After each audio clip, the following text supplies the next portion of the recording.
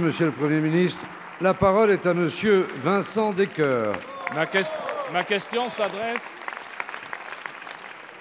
s'adresse à Monsieur le Premier ministre. Monsieur le Premier ministre, semaine après semaine, les prix des carburants à la pompe, mais aussi celui du fioul, battent des records à la hausse dans l'indifférence de votre gouvernement qui a clairement fait le choix d'une fiscalité écologique punitive.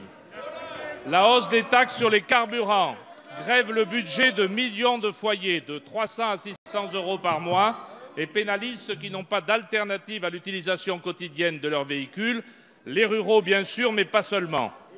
Sous couvert de transition énergétique et de convergence des taxes sur le gasoil et l'essence, on assiste en fait à une véritable fuite en avant qui ne prendra fin qu'en 2022, date à laquelle le prélèvement atteindra 14 milliards d'euros par an et ce sera élevé à plus de 34 milliards d'euros sur la durée du quinquennat, un montant très supérieur à celui des aides octroyées aux ménages pour les accompagner dans cette transition énergétique. La parole, s'il vous plaît. Répondre à ceux qui ont du mal à faire face à ces hausses, qu'ils n'ont qu'à profiter d'une prime à la conversion pour changer de véhicule, n'est pas sérieux.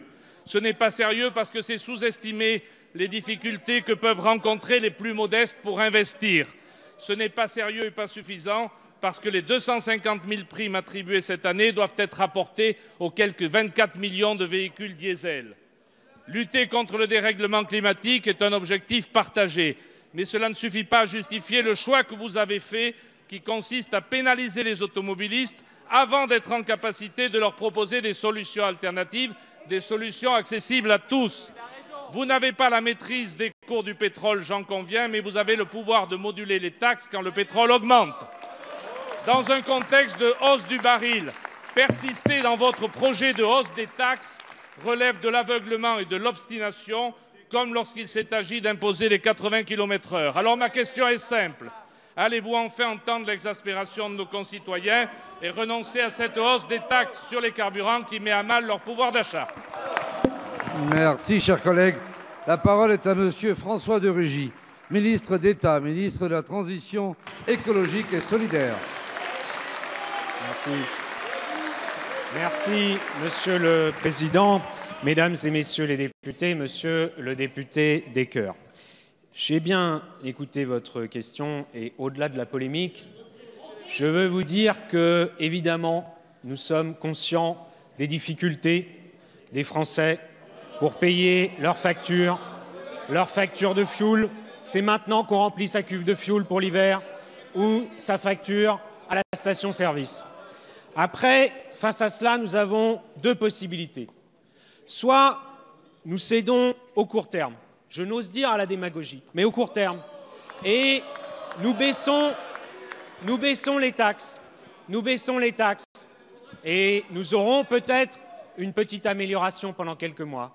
Soit nous décidons d'agir dans la durée pour libérer les Français du pétrole, les libérer durablement du pétrole. Parce que je me suis livré à un petit calcul simple, concret. Je sais ce que c'est, monsieur le député, de se chauffer au fioul. À une époque, j'avais une chaudière au fioul. Eh bien, tous les ans, c'était 2000 litres de fioul. 2000 litres de fioul, si on réduit à zéro les taxes sur ces 2000 litres de fioul, on fera faire aux Français une économie de 320 euros. Si nous aidons les Français, ce que nous faisons, à changer de chaudière pour une chaudière qui consomme moins, pour une chaudière à gaz, eh bien là, et si nous les aidons à isoler leur logement, c'est peut-être une facture que nous allons diviser par 2. C'est ce que constatent les Français. Et là, c'est 1 000 euros d'économie sur le budget annuel de chauffage.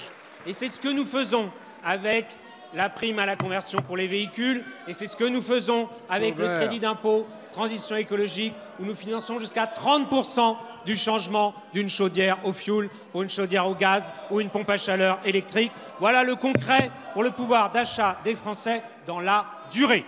Merci, monsieur.